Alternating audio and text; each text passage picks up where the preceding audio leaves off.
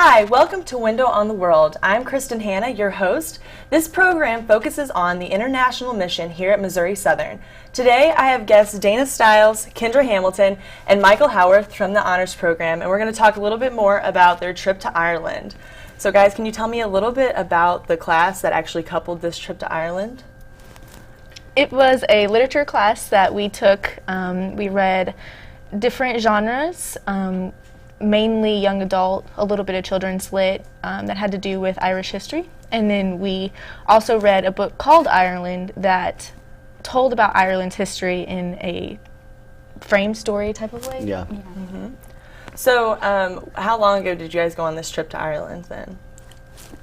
About 2 weeks ago. Yeah, it was May 11th, May 11th through May 25th. Yeah. Okay, so a nice amount of time. Yeah. How did this trip actually help you understand the literature you read in the class?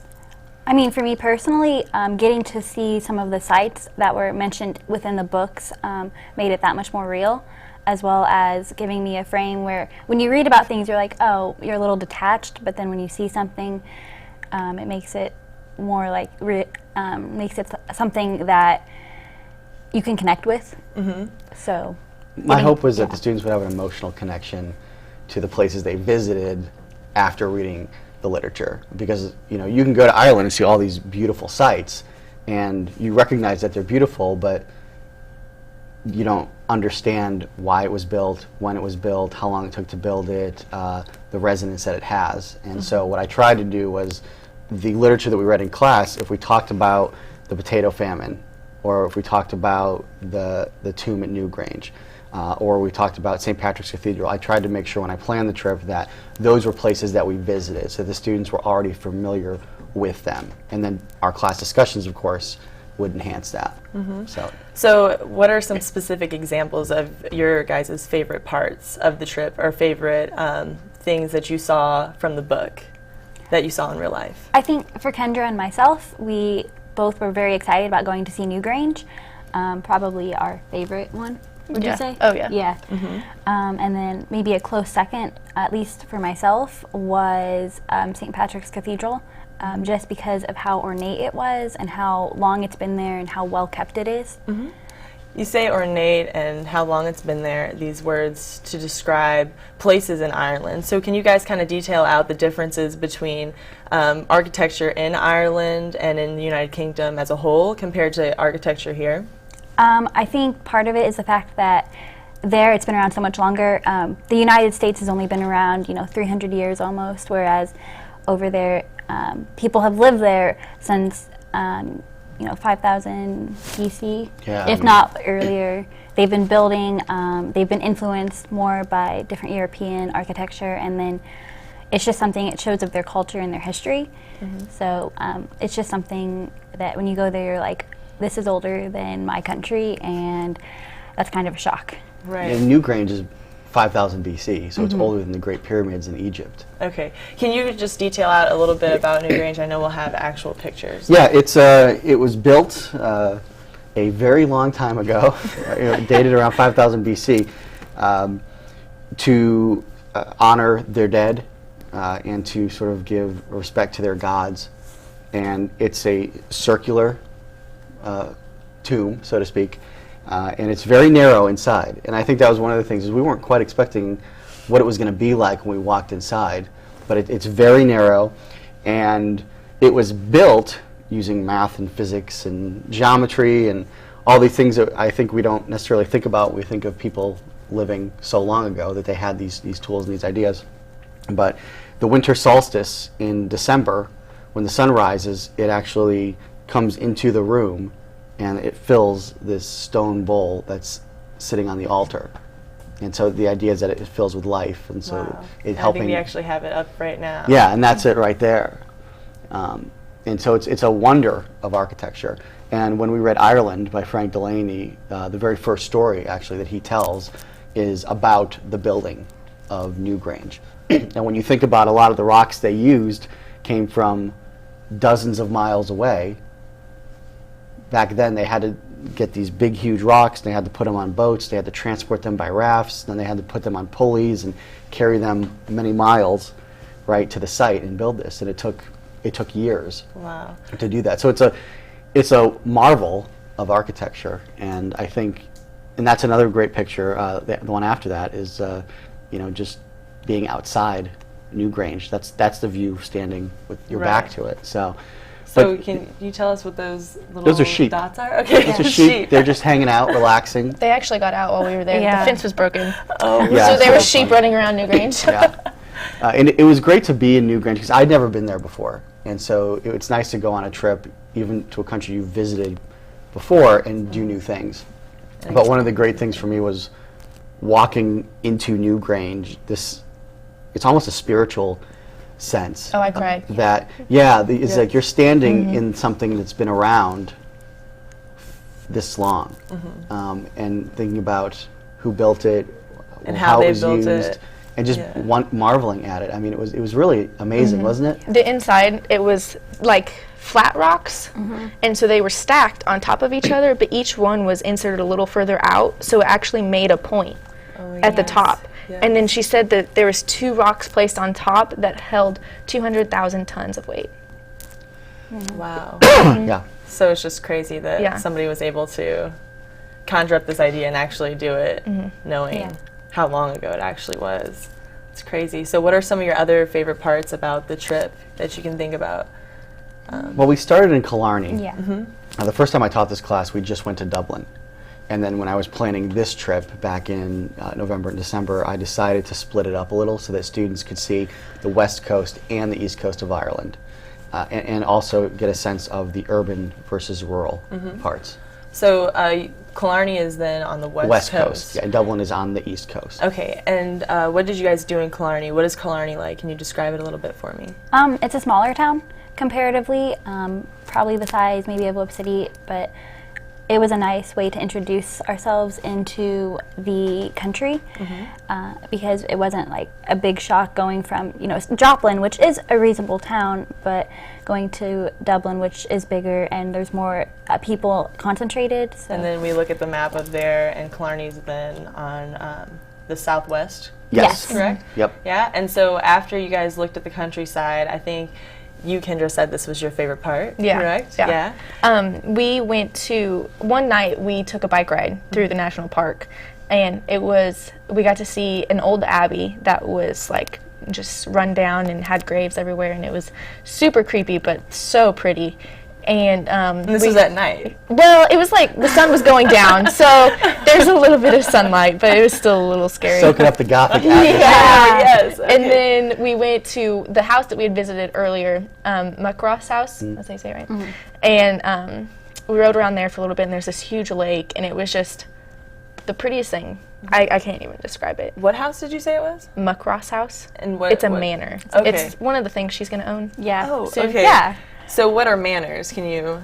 They were Describe 17th century? Yeah, large large. houses with surrounding grounds and gardens. There's It's kind of like fountains. what you imagine as a Victorian house in my head. But much larger, perhaps. Yeah. And then the land that it's on is well maintained. And then this one is on a lake, and so the view is wonderful. And there's mountains. There's mountains in the surrounding background. it. And it's actually part of Killarney National Park. Yeah. Yes. So That's it. That's Yes. it. yeah. That's- Okay, yeah. that's up on the screen. It kind of reminds me of Pride and Prejudice. Like when you Yes. look out, you see the lake and the mountains and the grass, and it's just so pretty. Yeah. So there was mountains, and there was a coast too. Also, Yes. that you guys visited. Yes. Was that in Killarney as well? Yeah. Yeah. Well, it was a day trip from Killarney on the coast, the Dingle Yeah. Peninsula. Yeah. So a lot of different types of geography. Then you have mountains, Yes. coasts. I'm guessing. Yeah, and that was A lot of part green of the, that was part of the area? idea Very green, was to yes. give them a sense of the different geographic areas in Ireland, because you have the mountains, which are gorgeous, but then you have the sort of flat plains, which are very lush, green, beautiful, and then you also have, like we see here, this was out on the Dingle Peninsula. This was the ocean Coast. rolling in, the Atlantic. Very So pretty. next stop after this is Canada.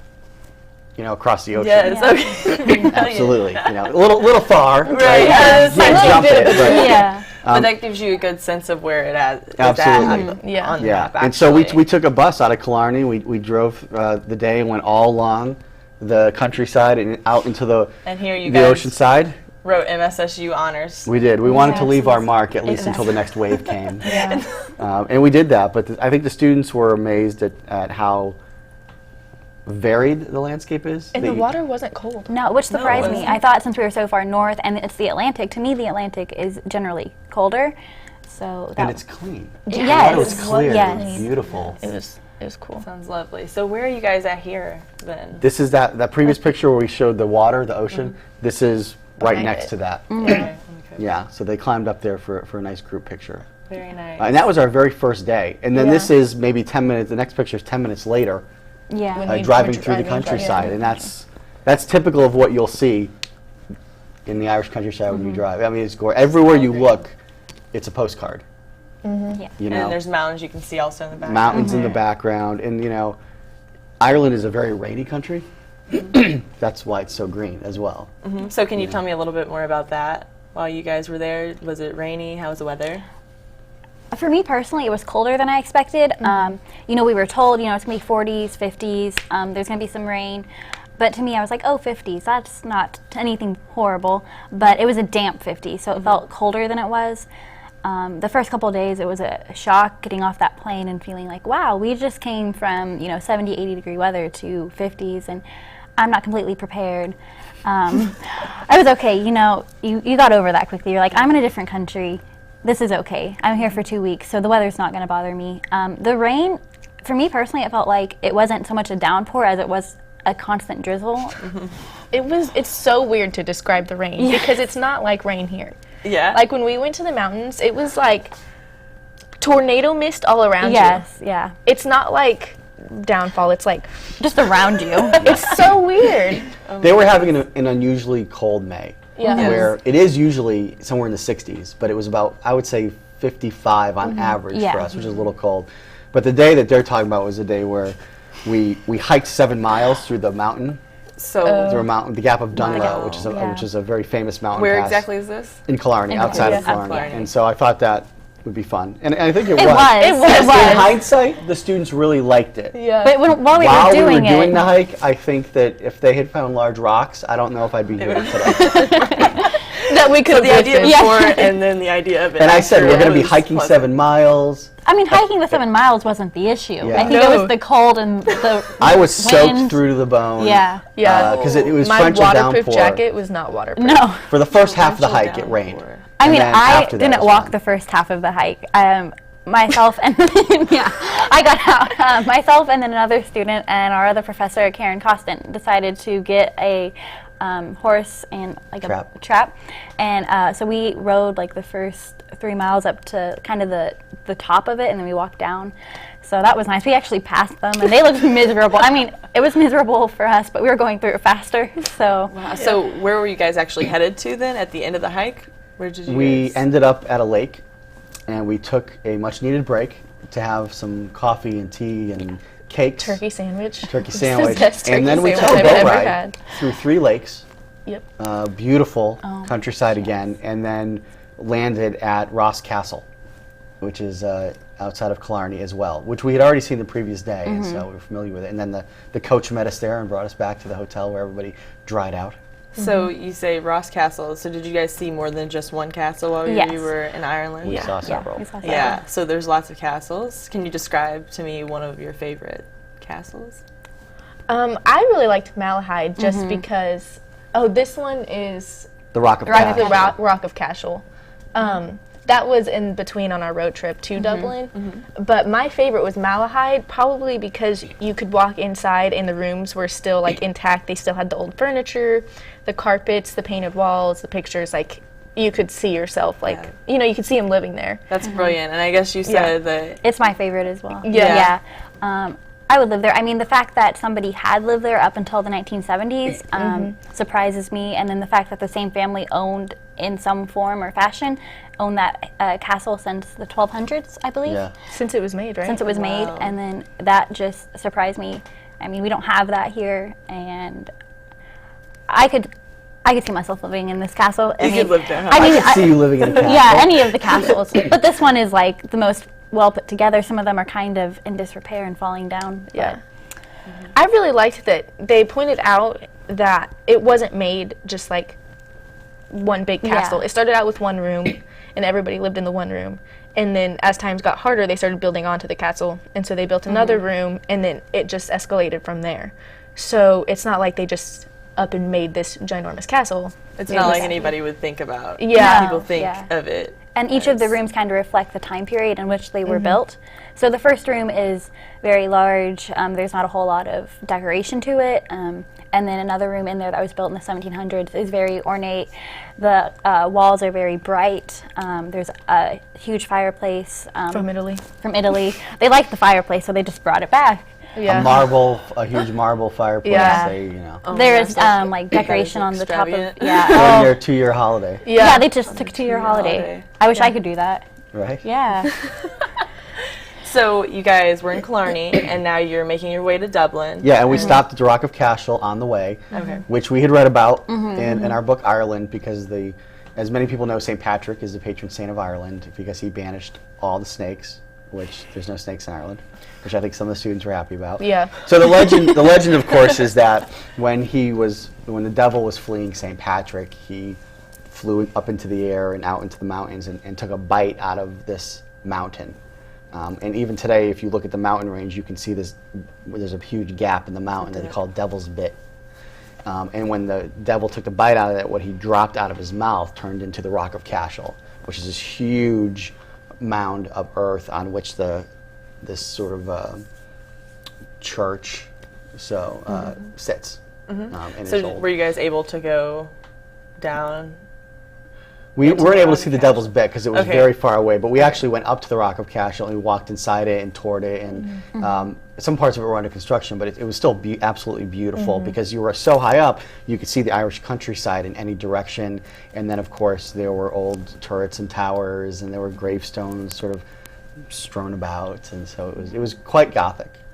But it was kind of weird because at almost all the grave sites we went to, there were people buried in like 2003. Yeah. The Or fact that you could still be buried. 1996. Oh, okay. Like, people were still buried in these grave sites that were historic If you're linked with the landmarks. family Exactly. or related in some way, you still have burial rights to that. To And a place like there that. are still there are still Sacred. people who can claim and say, I want to be buried there. So do the headstone designs look different, or do they still keep it pretty Gothic? Is there? For the new burial Yes. ones? They were newer ones. Yeah, you could Yeah. tell. You could tell they were were- newer, yeah. but They didn't. Most of the old ones had like the big cross with the circle. Right. and a lot of the newer So ones, quite different.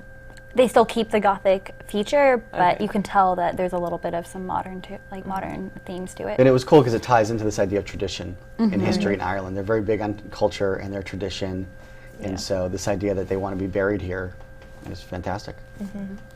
Okay, so you guys are taking this trip from Killarney to Dublin. Can you tell us how long this trip is to go cross country in Ireland? 3 3 hours, hours. 3.5 3 maybe. hours. So Yeah. quite different than what you think about when you think cross country in the States. I mean, Ireland is about the size of Indiana, Okay. and so you can So go. we have it up on here. Yeah. Yeah. Going across to Dublin. you Going said it's across, like going yeah. across Indiana. I mean, you're talking from the west coast all the way over to the east coast, maybe somewhere between 3 and 4 hours it would take you to go across the whole country like that. I mean, even in Dublin, where we stayed, they have day tours where you can go to the Cliffs of Moher or the Dingle Peninsula from Dublin. You leave at 5 or 6 in the morning, they'll drive you there, do the whole day tour, and then come back at night. Yeah. So, I mean, you can do it. It's not like here where you can drive to St. Louis is what, a 5-hour drive. Right, I mean, yeah. it's far. 4 hours. Yeah. And then think about going to a coast. Yeah. Yeah. So once you guys got to Dublin, what did you guys do then? Everything. Everything. We slept the first day. Yeah. But after that, every other day, it was go, go, go. I mean, we would get up in the morning, we'd be gone. We'd either meet as a class and go do something in the morning and then have the afternoon off, in which a lot of us, might do some shopping, go visit some museums that weren't with the group, or just kind of walk around and experience Dublin life. But we didn't have a break, and it was totally worth it. I was fine with no sleep. Yeah, and So. you liked Dublin better Yes, than yes. Killarney. Killarney is a nice getaway town to me almost. Like, I would go here on the weekend, experience the countryside. But Dublin has more of that nightlife, that excitement, whereas in Killarney, there is things to do. You can go to a pub and like listen to some great music, but for me, something's always happening in Dublin. Wherever you go, you're not going to be bored. And I felt sometimes towards the end of our stay in Killarney, I was like, okay, I've kind of done a lot of stuff here. I'm ready to get to the bigger city. But Dublin itself isn't the same type of big city that you think of as, like, say, New York or LA. Here, it's probably the size comparable maybe to like Springfield. It's just more condensed, and it's something you walk everywhere. There's no skyscrapers. No. Yeah. You're constantly looking at the buildings and architecture, right? Which are, they may be 20 years old, they may be 1,000 years old, right? It just depends. Everything is sort of mixed together. And even when we were in Dublin, I made sure that we took a couple of day trips outside so that some students could still get that country feel and just see what was north and south of the city as well. But there's so much to do in the city. We went to Trinity College one day, and we looked at the Book of Kells, which was one of the oldest manuscripts in the world. It was drawn by monks using different colors. It's the Four Gospels, and it's one of the oldest living manuscripts. And so you walk in and you can look at it behind glass, and that was pretty impressive. And then, of course, you can go especially to the great for room. a literary class. Yeah. And then you go into their library room. It's beautiful. I want this library You can't here. describe it. I tried to describe it before we left. I tried to describe a lot of these sites before I left, where I would show pictures probably just on the on the computer. did not do it justice. No, and you can't. That's the thing. But their library room, as soon as you walk in, you sort of just stop for a second, and you're in awe. It's gorgeous. It's huge, vaulted ceilings, books as far as you can see, winding staircases up to the second floor. And then I think I heard books from ceiling to floor, Yes. correct? Yes. Wow. Yeah. And can you describe the books? They're different than the books you see in modern day, huh? They're leather. They're leather. They're leather. It smelled like leather when you walked in. First editions of famous Yeah. books, autographed copies of books, lining both sides of the aisle are busts of famous figures. Like you're talking about Oscar Wilde, Jonathan Swift, and Pope, and all these famous writers. They who were important to Ireland and contributed to the cultural and literature. Wow, it sounds awesome. So can you guys just tell me a little bit more about the people and how they maybe act compared to Americans, or any comparisons you have with, the mannerisms of people? I actually have a funny story. So in Ireland, you walk down the street, everybody says hi to you. It's nice. I'm walking through Walmart yesterday, and I say hi to this old man, and he stares at me like I'm stupid. I'm not even lying. I was like, okay, not in Ireland anymore. Which is funny So because they're more friendly, maybe. Yeah. Very friendly. you think you hear, the Midwest is a very friendly group of people, and we are if we know you, I guess. But in Ireland, like, anyone's gonna say hi to you, they're gonna help you. If you look lost, they're gonna be like, do you need directions? If you pull out a map, people say, do you need help Yeah. getting somewhere? Wow. A group of students were looking for a place, and they had a map out, and a guy on a bike stopped Yeah, that was us. by. And he took us to the store that we were looking for, and then rode us back away. Wow. Yeah. They're just And you super would never friendly. see that here? No, I don't think. I don't think so. No. If you did, it'd be rare. Yeah, so can you give me some comparisons of the food there compared to here? The variety, at least in Dublin, there's more of a variety of food. I feel like they really like their Indian and their just Asian food, as well as their traditional Irish food, which is phenomenal. You don't always hear of like, Ireland and food put together, but it's very good, which surprised me, because you always hear like, Italy and their food, or Paris and their pastries, or something like that. But I was pleasantly surprised, because I was like worried. I'm a very picky eater, and so for me, going here and kind of going outside of my comfort zone in terms of the food, it was, I need to do this, I want to do this, when am I going to have this opportunity again? So can you tell me what like a traditional Irish plate would look Bangers like? and mash. A couple sausages on a plate with some mashed potatoes and some gravy. But their sausages aren't like our sausages. No, they are different. But the Irish breakfast, traditional Irish breakfast, which is eggs, mushrooms, baked beans, They really like mushrooms. tomatoes, hash browns. I mean, they Runny load eggs. it up. Huh? A lot of Runny protein. eggs. Right, they like their Runny eggs eggs, runny. yeah. Which Oh was yeah, you weird. didn't like that? No, I didn't So- eat eggs. So to just wrap it up, what do you guys feel you got from the trip individually that you're able to take home that is going to change you maybe as a person? I thought I was going to go over and like expect to want to travel abroad more. And I do. I would love to see other places, but I think I'm more intrigued to find places in the United States that I can visit and learn more about the history of the U.S. and be, I guess this is cheesy, but more prideful of my nation, I guess, kind of like Ireland is. And I think for myself, I went over there knowing, you know, I like to travel. I travel a lot with my family, but just within the U.S. So getting to go abroad for the first time, essentially on my own, that was a nice change of pace for me. And it makes me want to go back and explore more of Europe. And the fact that, you know, once you get there, it is so easy to go to a different country within one day, or, you know, 2 countries, 3 countries. And so for me, it makes me want to travel more and just experience Europe and then go somewhere else as well, and then also learn more about their history, because what we know is very little. I mean, we learn, you know, very biased. Very biased, yes. So I want to see, you know, from their point of view, what's important to them, what they see as something you should know about their country. And you guys would both go back to Ireland? Oh yes, yeah. In a heartbeat. Yeah. And what do you hope that your students take away from these types of trips when you bring them? Well, I hope that they have gain a respect for the country that we're going to and understand a little bit more about the history, but also how it's different from the U.S. and maybe how our history is affected by their history as well. But most importantly, it's an opportunity for them to get out of their comfort zone. When you travel, you get to be a different person. You know, you get to try new things, and a lot of students really took advantage of that experience to try new foods that they might not have tried before, to talk with people from different countries. I was happy that a lot of students would just stop and talk to people from Australia and Canada and Spain and France, so a lot of them stepped outside of their comfort zone, which is what you hope for. And then you hope that they can then bring that back here, and then go into Walmart and say hi to somebody, and just kind of bring that hi-ing back, you know, to the U.S. So yes, so just expanding kind of your horizon, expanding what you know as reality. So you two also had blogs while you were away too, correct? Yes. So we'll probably share those addresses, and hopefully you guys got a really good experience out of your time there.